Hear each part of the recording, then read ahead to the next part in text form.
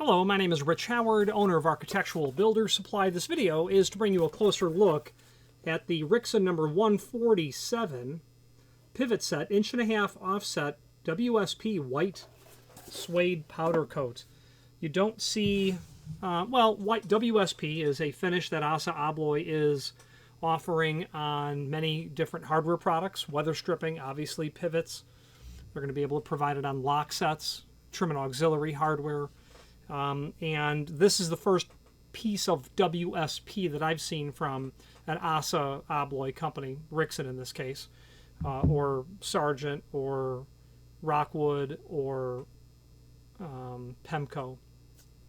Black suede powder coat's been popular for a couple of years for sure. And let's just do a quick visual tour. Here's the bottom plate, and then the spindle that's going to go down into it. So that's going to be the business end along with the arm. And this, I'll tell you, this closer is almost non-handed. It's almost non-handed. It gets handed when it involves the cap, unfortunately. This is the only handed portion on here. But you do need to have, the cap installed on here to finish off the installation. So the cap is what makes it a handed product. Otherwise, everything else is non-handed because the top pivot can be flipped around and reversed. That's a top pivot. So this is an 1.5" offset version, and it's larger than the standard pivot, which is 3/4 offset when they are indeed offset pivots. The floor plate is also non-handed as well. So close, so close. Then, of course, there's screw packages for everything, for both wood and metal installations, hardware to be able to get the pivot put down, the floor plate put down to the floor. Okay. That's what this is. A pivot is going to be used in applications where you want the weight of the door to be borne by the floor, and that is a principle that is accomplished by the door basically resting on the floor, just like I have it assembled here. The entire weight of the door is carried by my hand. All the weight is here. It's not being borne by that top hinge, which 70% of the weight of the door is carried by that top hinge. So a pivot is extremely elegant when you need to carry weight that it just gets beyond what a butt hinge can handle.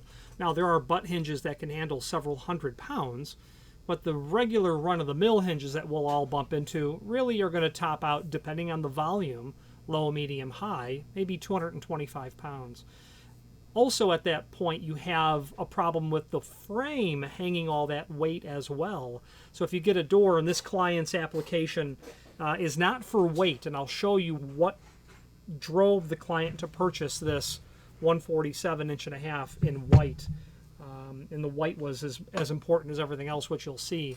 But you've got that top hinge plate carrying all that weight as well. The classic example that I always go to is I had a client who ordered from me. They were doing a medical facility, about 30, 40 openings. Knock down drywall frames, pre-machined solid core rotary natural birch doors, hinges, lever sets, wall stops, kick plates, bumpers. That's really it. One opening was 1/16 of an inch lead lined. It may have been 1/8. I think it was 1/16. And I said to the client, butt hinges are really not the idea. A knockdown frame is really not the idea. So a month later he calls and says, yeah, that door's not closing correct. And I'm scratching my head. I'm saying, do you mean the lead line door? And he says, yes, of course the lead line door. I said, well, the problem is that knockdown frame is not meant to handle the weight of a lead line door, and those hinges weren't the best option. Well, what are we going to do about it? I don't recall what we did about it. It was a situation where I believe at the end of the conversation, and the client and I got along very well. I believe it was, don't worry, I'm going to take care of it. Okay, so I really don't know what he did. What should have been done in that application is that you had a welded frame, 14 gauge, and lead line pivots that were meant for a lead line door. That would have been proper for that opening. And while that volume in this medical facility was going to be considered low you've got the weight of the door, and I don't recall the weight of a 1/16 of an inch lead line door, but it's more than hinges ought to be asked to handle, and it's definitely a bad idea for a knockdown frame. The next time you're in your favorite coffee shop, go into the bathroom, half of the time those frames are no longer, the doors are no longer true, plumb, level, and square, and that door hits the top of the jamb.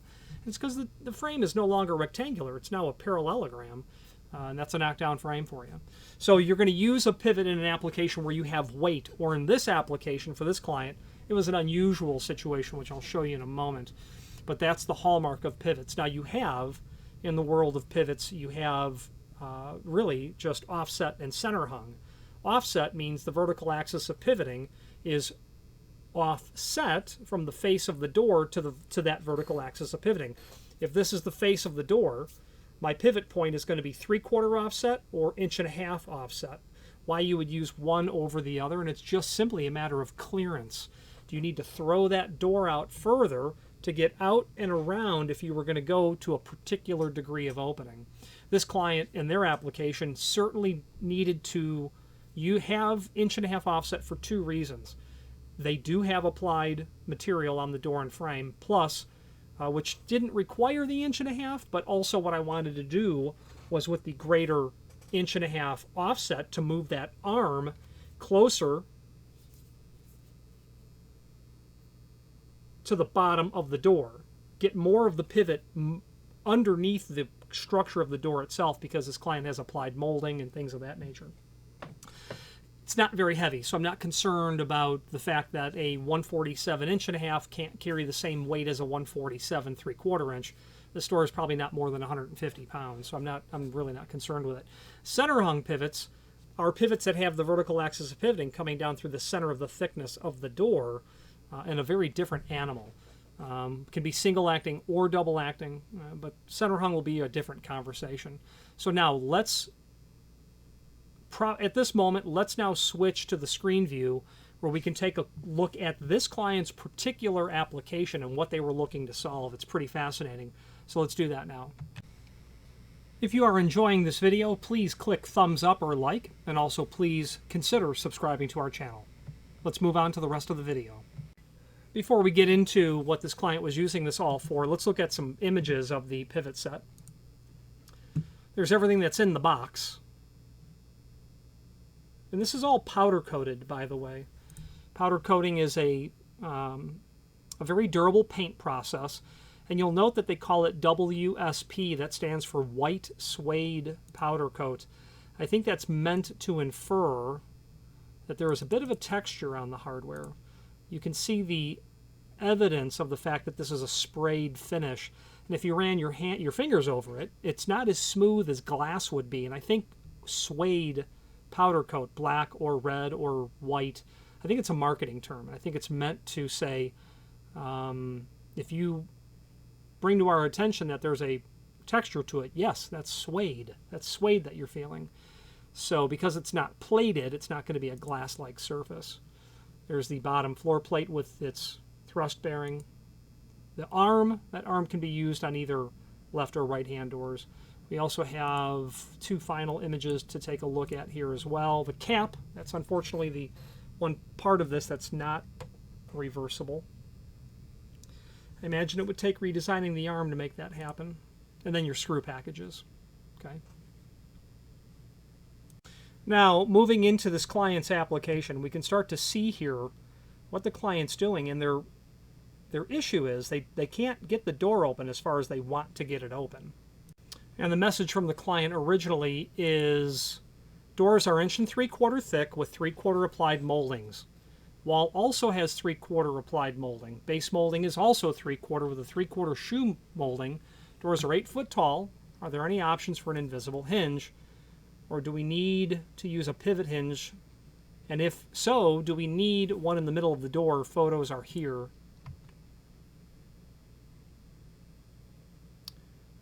Really nice looking pair of doors. So the way that these were built is not going to give them the degree of opening that they like. And the answer is really no on a concealed hinge, because a concealed hinge would have to be extremely close to the pull side opening. It's what Sauce would call the E dimension. And with all this applied molding, it's just not going to open. is the bottom line. They would be able to get it to 90 degree, that's for sure. But the client wanted more. Here's a close-up of what it looks like at the bottom, the way it's currently installed. The client wants to get more out of it. So what we came up with was this pivot, because he'll be able to take the vertical axis of pivoting and move it out a little bit further. And that ought to be able to give the client the clearance that he needs. Now, proof of concept, I made this video as seen here. Let's take a look at that. An application where you have a door that is pivoting, and you want it to go, you have a swinging door with concealed hinges right now, but you're only able to get to 90 degrees because of where the pivot point, and you want it to go to 180 degrees. Okay, so a very easy thing to solve. The answer to the question is yes, you're going to need to use a pivot. You cannot use an invisible hinge to go beyond 90 based on your application. As you already have right now. And what you have right now is seen here and here. So let's take a look at both of these. So obviously a pair of doors, it's a whatever. It could be a wet bar, it could be a laundry closet, storage, whatever. You want to take them and swing them to 180 degrees. And the conflict that you have is your door. This is your door, obviously. This is a door, and you're taking a photograph of this door. And your problem is you've got an 1 3/4 thick door. You've got 3/4 applied molding. You have the same applied molding to your wall, but then you've got another 3/4 inch of shoe applied to the bottom. Okay, so concealed hinges will not work, saws or anything like that, because of where the pivot point is. You'll have to use a pivot. That pivot point, that vertical axis of pivoting, will need to be drawn off the face of the door. Okay, so that you can pivot out. And what we can do is supply you with the necessary hardware to do that. You're going to see the hardware. You're going to see the pivot, the large knuckle pivot point down here. You'll see hardware down here. You'll see it up at the top as well.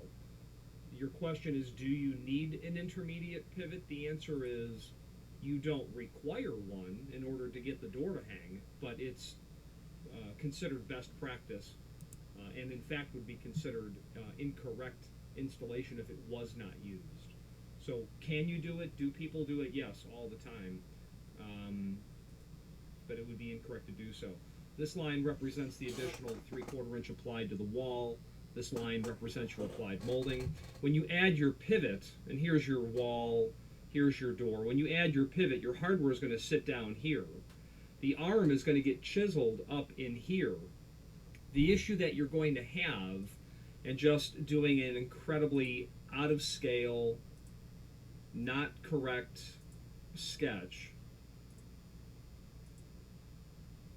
your installation is going to look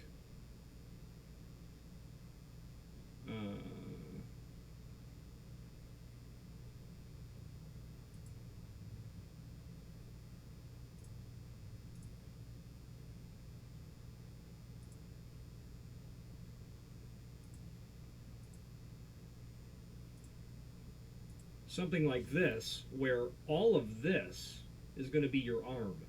To a certain degree, you're going to have screw holes that are somewhere going to be located, and these circles are just poor, quick representations. You're going to have your bottom pivot, and I would have to lay that out with the template. It's going to be mortised partially into the bottom molding. That's clearly not ideal, but that's going to be partially what you're dealing with. So can you do it? Absolutely. Is it going to work? Yep, it's going to work. But you're going to see the hardware, your concealed look is gone, and unfortunately there's no way around that. Let us know if we can proceed with taking an order for you. Thank you. Okay, so that's what we have in terms of what we had put to the client. So now you certainly do better understand what the application is. And I think what we'll do at this point is we'll just jump in and let's start to tackle all of the associated paperwork that would go with this. The product catalog, the installation instructions, the cuts sheet, the parts diagram, and let's continue this video doing that right now. If you are enjoying this video, please click thumbs up or like, and also please consider subscribing to our channel. Let's move on to the rest of the video. We've taken a look at the photographs. Now let's take a look at all of the supporting documentation that we have listed here. So in order, we have parts diagram. Let's see what this pivot breaks down to. That's not it. Sorry. Parts breakdown is here. It's a very simple mechanism. As you can see, there's not a lot to change out. One thing I've not pointed out to you yet is the shim that you get. There is the classic question that someone has: can they adjust the height of the pivot once installed? The answer is no, not really. They do, though, include the shims that you will be able to build up that height ever so slightly with that part G. But everything that's here we've gone over. Your top pivot is broken down into these two components, and you may need to flip around the pivot depending on your installation. This pivot that arrived to us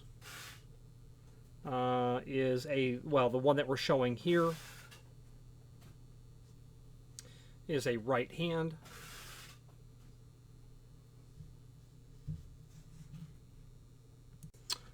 This pivot is right hand. The one that we have in our example is a left hand pivot, actually. The piece of hardware that we're actually demonstrating that with. We know that that's the case because the pivot stud is in the door portion.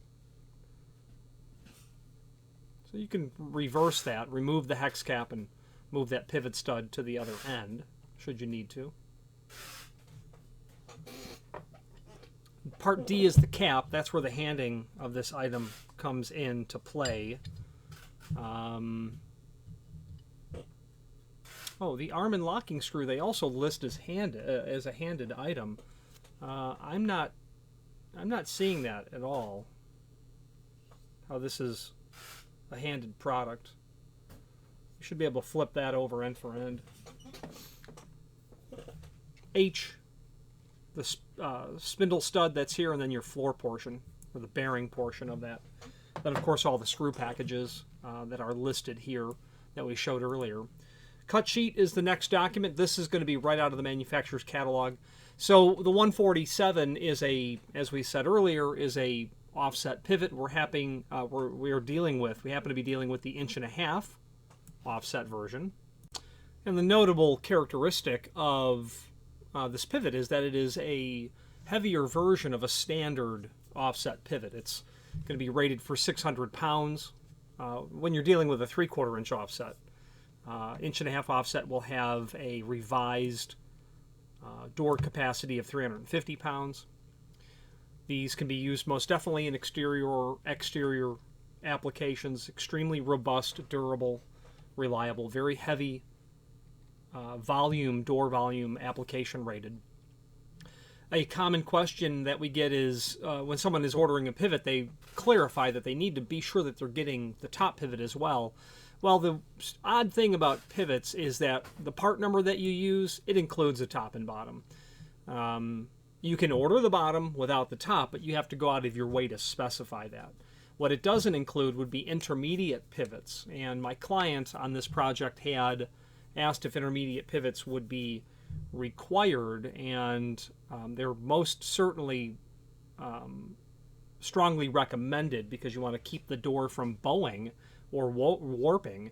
This client elected to forego intermediate pivots, and I don't expect there to be a problem with the doors, but when you have that much material laminated to the face of the door, applied molding, that material is going to serve to put stress on the door that will cause it to warp or bow, is the bottom line. That wood that's applied will evaporate and absorb moisture at a different rate than what it's attached to. So technically there is most certainly the possibility of warp, and that's the intent of the intermediate pivot, to keep that in line. The M19 would be, and then the offset 3/4 or 1.5 would be the intermediate pivot they would recommend. There is also a load-bearing version of it as well. If you had a load-bearing version of an intermediate pivot, you would use in this type of application here. Let's say that you have, your door. Okay, everything's great. You've got your top pivot. You've got your bottom pivot. You've got a couple of intermediate pivots because it's an 8-foot door. That's great. What about this door? Is the question. Okay, you have an arch top door. Well, you won't use a top pivot anymore. That's where you're going to use load-bearing pivots in the intermediates. That's where you're going to use those.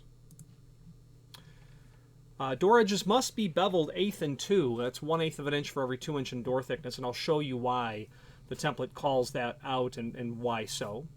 The bottom pivot mounts directly to the floor, and this will go to 180 degree, allowing, if allowed by the trim, and that's why we went with 1.5 inches based on this client's application. Use the same arm and cap as a number 27 floor closer. Non-ferrous base material, that's going to be a reference to the exposed components.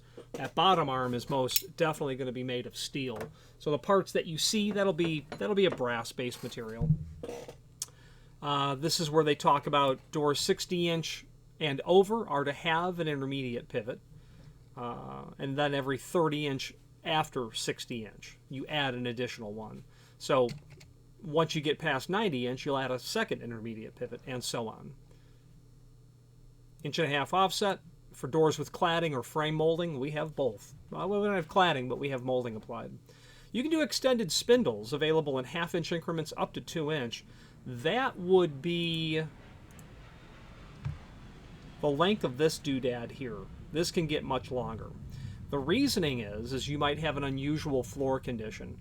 You might have an unusual undercut, or you might be... I've also had people that have wanted to disguise this part, and they've literally floored up to it or floored over it, requiring a longer bottom pivot stud, longer spindle on the bottom. You can also order top pivots with longer spindles as well, and that is recommended when you have an unusually tall door, or it's also recommended in code, especially in the West Coast, in particular California, where there's the threat of earthquakes. A longer top pin is also used in those applications. These can be ordered as fire rated up to 20 minute. Okay, now let's move to the next document. The template, and then let's not tackle the template just yet. Let's do how to order. There's really not much to these. You need to know the model, obviously. You need to declare what offset it is, should you need to declare that. Some of these are inherently 3/4 inch. If you set a 147 and you left the offset blank, yeah, it's going to be a 3/4 offset. But in this second column is where you would declare that. Leaving a 147 blank doesn't turn it into a center hung. It's going to be 3/4 offset. However, it would be, in my opinion, best practice to declare what offset you intend.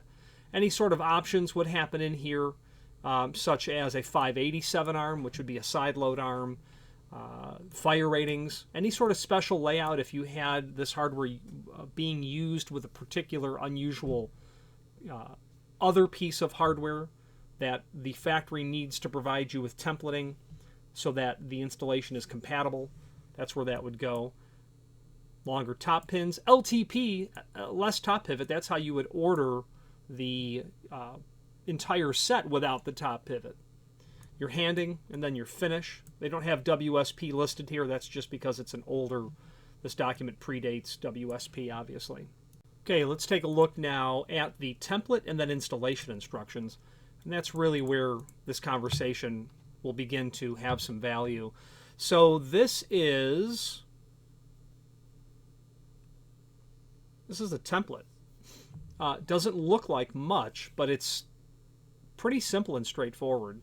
And if it's the first time that you're looking at a template for a pivot, I can certainly understand that it's going to be intimidating. And that's because I believe that it is the first time you look at it. But after that, it's really not. So the classic question the first question becomes, what do I prefit my door size to?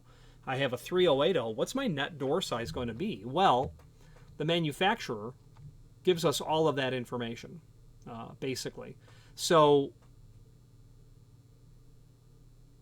they're telling us, now they're not giving us that prefit size here, but that is where you're going to use just standard industry guidance.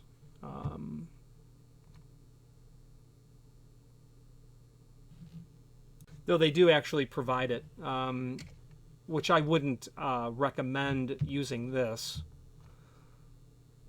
They have these two lines, 13/16 minus 3/4 is a 1/16 of an inch. I would be leaving 3/32 of an inch in here. You know, if I had a 3/0 opening, I'd be doing 35 and 13/16, and I would be beveling it. 1/8 inch and 2, that's a reference to the following. Here's a beveled door edge.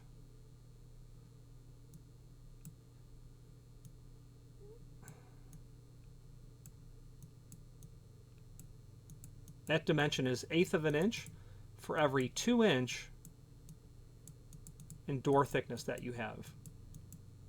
Okay, typical 3 degree or 1/8 and 2. That's what they're talking about. But 3 degree is what you're going to bevel that to. The reason they require that is because you're going to get into trouble with the door, with this corner of the door here. If this was squared off and not beveled, when the door goes into the closing cycle, that outside corner will basically just touch the stop of the frame right here. So they not only need the door beveled, but they're telling you to put a 3/16 radius over that inside corner on the pivot style only. It's not required anywhere else. Okay. So you'll bevel both sides. You'll radius the door over here, and that's going to be your width. Now the height is probably the most difficult component of this template. In the template, right in this area, they tell you how deep to mortise for the arm, the bottom arm. Well, they give you the dimensions for the bottom arm here, so you know what width and length, but now here they're telling you how deep to mortise it. So, assuming that you have a 1/4 inch clearance from the bottom of the door to the top of the floor, you're going to mortise that arm 1 7/16 deep. If you were to make that a 1/2 of an inch, you're going to make that 1 3/16. If you were to make that 5/8, you're going to make that 15/16. Pardon me. 1 1/16 is what you would make that. There's a direct relationship to how deep you mortise the arm and what your clearance is. You can also test the information here as well. You know, the difference between a 1/4 inch threshold and a 1/2 inch threshold is a 1/4 inch. You can tell these two dimensions change by a 1/4 inch. It's a direct relationship. They're telling you 1/4 inch is the minimum dimension. And what's the maximum dimension? Well, I suppose if you were to surface mount the arm, you know, your maximum clearance is going to be 1 7/16. Well, no, it would be 1 11/16, because if you were to take the door and place it on top of the arm, you would have, you know, a very large clearance, which you would never do. But it's a direct relationship. Now we know the net width and the net height that we need to have our door. You just need to determine the clearance. You're going to prep the face of the door for the arm to breach through. Okay? 1/4 inch over, 1 3/4. The height is going to be directly related to the depth of the arm preparation. How deep you mortise the arm. Now, at this point, you need to prep for the bottom arm and the top pivot.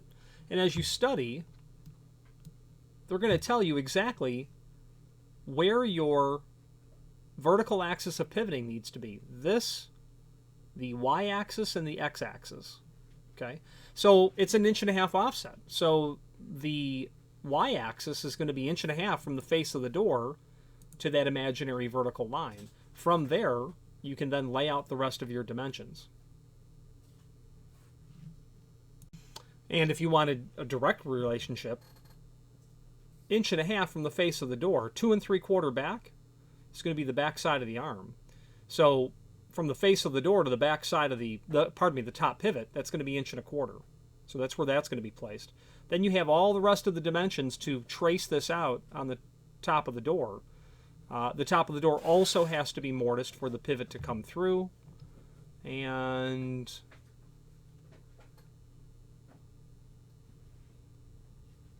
that's why they're giving us this information here. 5/16 is the thickness of the plate on the top of the door, so you're going to have to mortise the face of the door for the pivot to come off the face of the door, 5/16 deep. So that tells us the y-axis. The x-axis is pretty easy in the sense that they're telling us from the jamb to the y-axis here is 13/16. Well,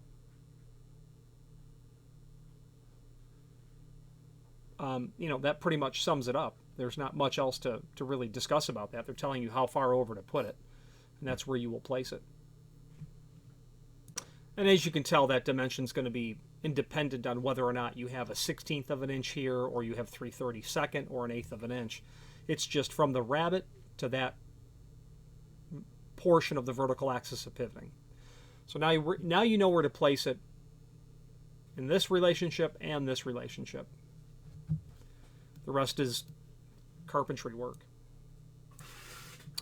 Same concept with the bottom arm.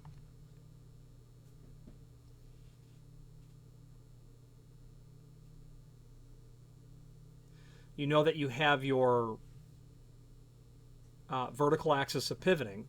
The important thing to note is that where you place that top pivot, as you drop that imaginary line, the center line, all the way down through the top pivot, it has to dissect right through the bottom assembly as well. That line has to be completely plumb. And in fact, using a plumb bob is how you're going to achieve where to place the pivot at the bottom of the door on the floor. Then they give you the dimensions for that bottom arm. So you're going to know with your plumb bob where exactly that vertical axis of pivoting has to land. The rest is going to be laying it all out according to the dimensions listed here. All right, let's look at the installation instructions because I think it will clarify some of these points. And the installation instructions are pretty much a duplicate of the template itself. You don't, in my opinion, need both documents. The installation instructions give you all of that. Page 1 is going to be basically the template. Page 2 talks about installing it. So measure 13/16 out from the jamb. Allow 1/8 of an inch minimum clearance from door stop to door face. We're talking about here, from the stop of the frame to the stop to the face of the door, 1/8 of an inch is going to be pretty typical. Measure door thickness, add 1.5 inches. What they're telling you is from this point, it's 13/16 over. From the face of the door, it's 1.5 inches down. Now you know where that vertical axis of pivoting will be. Where lines meet determines center line of the closer or the pivot in this case. Prepare the floor to receive the floor portion. Set anchors provided securely in floor. Floor must be level in both directions, as they're showing here. Otherwise your door is going to creep open or creep closed. Install the top pivot and bottom arm. They're assuming obviously by this point you've already installed or mortised the door. Make sure that you pre-drill everything. Top pivot in the door, top pivot in the frame, the arm in the bottom of the door. Your floor plate's already attached to the floor. Center line of pivot should line up with center line of spindle. Use plumb bob as illustrated. Here's the illustration of what they're talking about. Now, Rixson actually makes a tool for spotting that, although they don't have one for the 180. And that tool I know is called they have a Rixson 2604. Maybe they do have it for the 180. It's a 2604 or a 2608.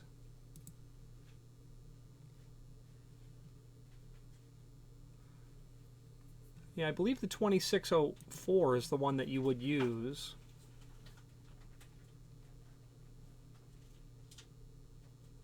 Yeah, certainly. So you'll be able to install this alignment tool and then thread your plumb bob down through here, and that will drop that line all the way down to where you'll mark the floor portion. Okay, so pretty handy tool. If you do a lot of them, I would certainly recommend it. It's going to really help accurately position where that plumb bob needs to fall, and you don't have to stand on a ladder holding it in your hands. So the 2604 or the 2608 would be the document, would be the part number for their installation aids for that.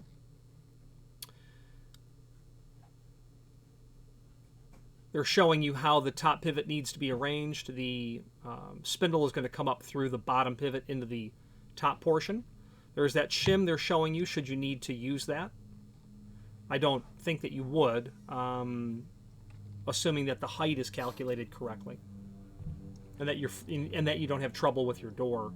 Set the door on the pivot spindle. So what's going to happen now is you've got the top pivot installed to the header and to the top of the door, and your bottom arm to the bottom of the door, that's attached.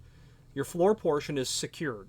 You put your spindle stud down onto the floor portion, then set the door on the pivot set spindle.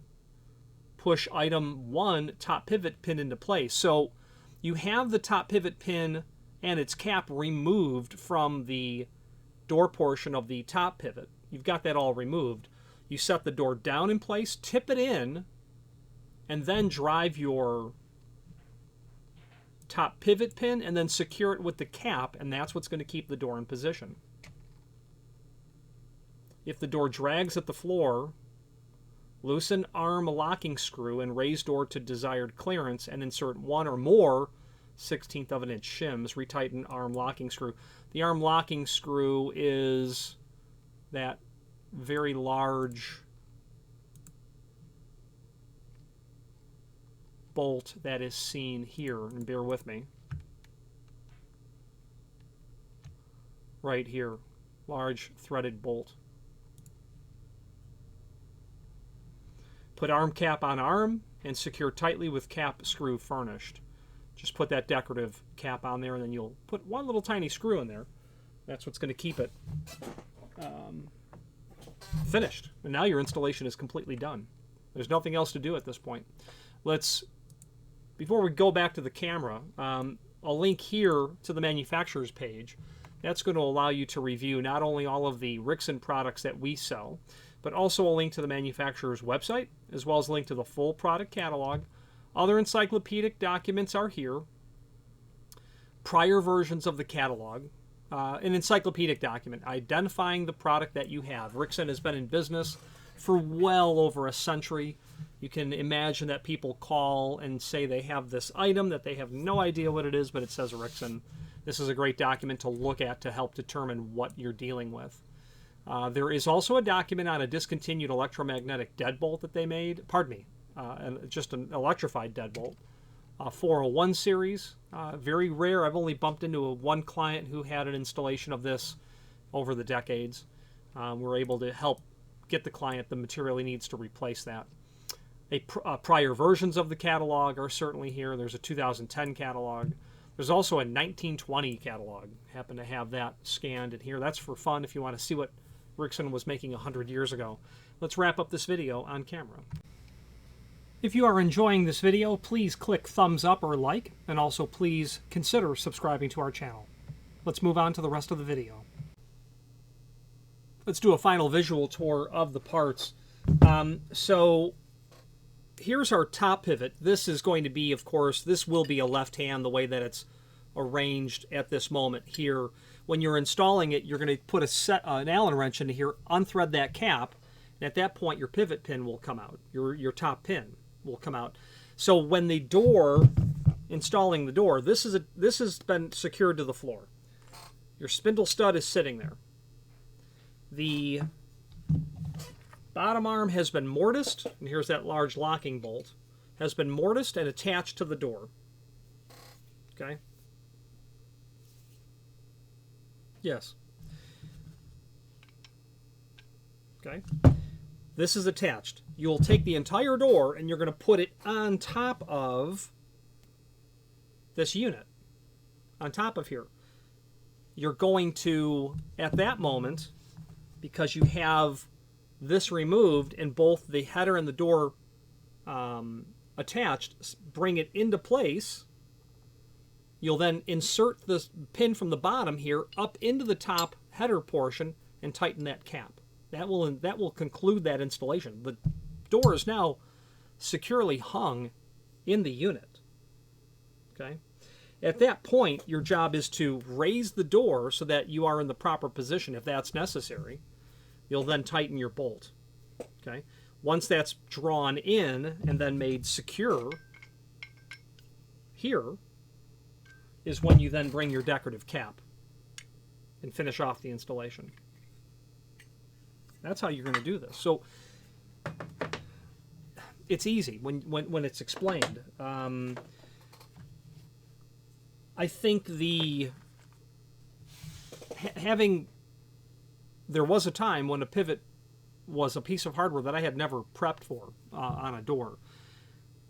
Then there was the second time, and it was easy, because the first time is where I studied the template and realized, okay, there's all of the information is here. You do have to go search for it. You'll have to perform simple, grammar school math to arrive at what you need. Double check yourself. Do a reality check. Does it make sense to you? And once it does, if you're still not confident, get a 2x4 and mortise onto that and make sure everything fits the way you like and that it still makes sense, and then just prep the real door. You've got to have it at the proper dimension from the rabbet of the frame, proper dimension over, 13/16. You've got to have it prepped from the proper dimension from the face of the door to the vertical axis of pivoting. That line has to be plumb. A lot of people get nervous about that. It's a plumb bob. Hold it down there. Drop the brass plumb bob down. Once it stops moving, you're going to know that you are in position with your bottom plate. Mark those holes, attach them. It's pretty easy. The only other thing that the object that was most difficult for me was determining what's my pre-fit height. And when I realized that there's a relationship between how deep you mortise the arm and that net height, it all then became clear. And then that relationship between depth of mortise on the bottom arm and the undercut was made very clear when I simply realized, so a 1/2 inch threshold and a 1/4 inch threshold. 1.5 inches, 1.25 inches. That's your depth. It's linear. So it all became very, very clear to me. The name Rixson is synonymous with pivots, with floor closers, overhead stops and holders, other items as well, electromagnetic door holders, low-energy automatic door operators, and has been, for some of that material, pivots, floor closers, devices that close the door for well over a century, and that catalog from 1920 will attest. We also conduct repair on those items, the floor closers and whatnot, and our record is repairing one from 1904 to a project in New York, actually. Had this ancient door closer. We were able to bring it back to original operating condition, probably better with modern material science on the reworked parts that went into it, the replacement parts. Client will likely get another century of use out of it as well. Really good technical support over at Rixson. Their name is synonymous with this product group, so you really can't go wrong when it comes to diving into the world of pivots or floor closers. You're going to find your approach to be pretty simple and straightforward, although much of what they do is not extremely initially simple and straightforward, such as the question, people will order something like this and they'll specify the top pivot and then give the part number. So I want a 180 or an H180 and a 147 are you telling me you want 2 top pivots? Because that's kind of what that would mean. Although you realize, oh no, you just want to declare that you're getting a top pivot. Yeah. So once you realize that you automatically get that top pivot in a set, I think the confusion is the 147. This isn't the 147. Okay. All of this is the 147, is the bottom line. So I think people, and myself too, at a certain point just conclude the part number is the bottom pivot, or whatever the case might be. I'm not sure actually what I think of it, where that comes from, but rest assured, unless you change the part number, you're going to get the entire set. Again, what you won't get would be intermediate pivots. Then you just follow the rules established in the industry for best practice in terms of using that material. Could this client's doors warp? It's possible that he might have a little giddy up. It's a closet, obviously. We don't know what's behind there. Is that an exterior wall? Will those doors be closed all the time and there'll be a disparity in terms of temperature and therefore relative humidity? That could become an issue. The client does now have hinges on the doors that they are obviously pulling off because he can't get his degree of opening that the client wants. That will remain to be seen. The intermediate pivots for this, they're not inexpensive, and that's exactly why the client took a pass, I should say, on the intermediate pivots. And it's most definitely accurate to say that Rixson's not the only company who makes pivots, but their name is most definitely synonymous with the company that has the likely the longest history manufacturing them. Tremendous amount of know-how as well. If there's any questions that we've not addressed in this 147 review, and I also wanted to show the WSP. This is, as I said earlier, the first time I'd seen this WSP finish. It's nice. I'm not a huge fan of powder coating architectural hardware because it's not a plating.